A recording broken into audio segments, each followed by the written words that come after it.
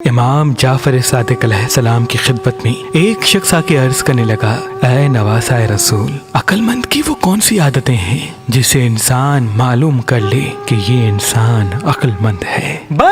جیسے ہی یہ پوچھا گیا تو امام جعفر صادق علیہ السلام نے فرمایا، اے شخص، عقل مند کی یہ 3 عادتیں اس کو ذہین، ہوشیار اور کامیاب بناتی ہیں۔ پہلی عادت کہ اس کے وجود میں تخلیق کرنے کی صفت موجود ہوتی ہے۔ یاد رکھنا، ذہین وہ نہیں جو علم پہ کمال رکھتا ہے، بلکہ ذہین وہ ہے جو باتوں کو جوڑنا، چیزوں کو بنانا اور سوچ پہ عبور رکھتا ہے، کیونکہ جو انسان تخلیق کرنا جانتا ہے وہ بگڑے ہوئے کام کو بھی بنا لیتا ہے۔ اور دوسری صفت کہ عقل مند انسان ہمیشہ اپنے عیب اور غلطیوں سے باخبر ہوتا ہے، اور بے عقل انسان اپنی خوبیوں کے نشے میں مست۔ یاد رکھنا، جو انسان اپنی غلطیوں سے باخبر ہو جاتا ہے وہ اپنے لیے نئے نئے کامیابی کے راستے اپنی زندگی میں سامنے پاتا ہے، اور جو انسان اپنی خوبیوں میں مست رہتا ہے وہ اپنے ہاتھوں سے ہی ناکامی کا راستہ اختیار کرتا ہے۔ اور تیسری صفت